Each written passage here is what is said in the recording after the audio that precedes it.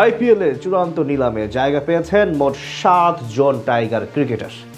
সেখান থেকে সবচেয়ে বেশি এগিয়ে আছেন মুস্তাফিজুর রহমান এবং রিশাদ হোসেন।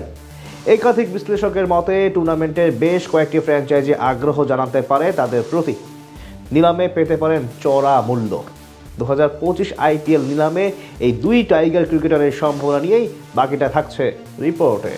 19তম আইপিএলের আসরের জন্য নিলামের চূড়ান্ত তালিকা প্রকাশ করা হয়েছে, যেখানে আছে বিশ্বের 14টি দেশের প্রায় 1350 জন খেলোয়াড়ের নামের তালিকা।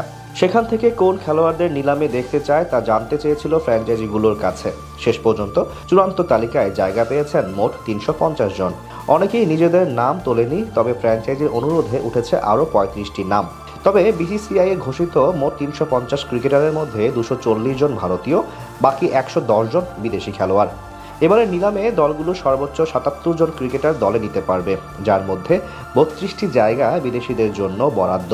এর মাঝে বাংলাদেশি 7 জন ক্রিকেটার ওই 110 জনের তালিকায় থাকলেও বিদেশি 32 খেলোয়াড়ের মাঝে সম্ভাবনা রয়েছে দুজনের জায়গা করে নেয়ার। মাঝে প্রায় প্রতি আইপিএলেই কথা উঠত তাসকিন আহমেদকে নিয়ে।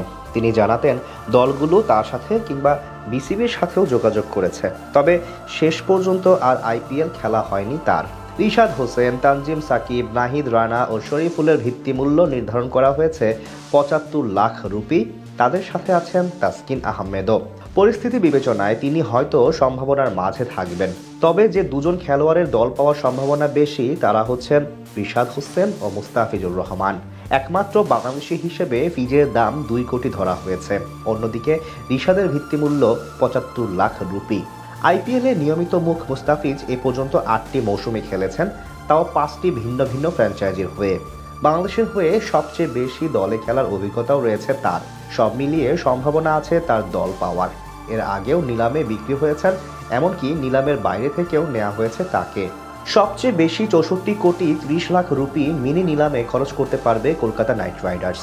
তারা খেলোয়াড় নিতে পারবেন 13 জন। এই দলের সম্ভাবনা আছে রিশাদ হোসেন ও মুস্তাফিজের যুক্ত হওয়ার।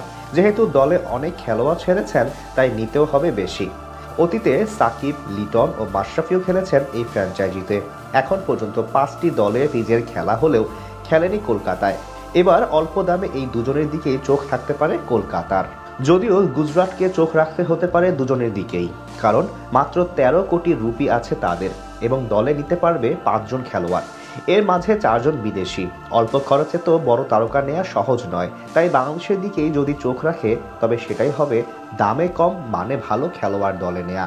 মুজিবুর রহমান, রিচি টপলিকে ছেড়ে দেয়া মুম্বাইয়ের হাতে আছে মাত্র 2 কোটি 75 লাখ রুপি। এমন দুজন খেলোয়াড় ছাড়ার পর যদি বাংলাদেশি খেলোয়াড়দের দিকে আগ্রহ থাকে তবে অবাক হওয়ার কিছুই থাকবে না। আগামী 16 ডিসেম্বর অনুষ্ঠিত হবে মিনি নিলাম।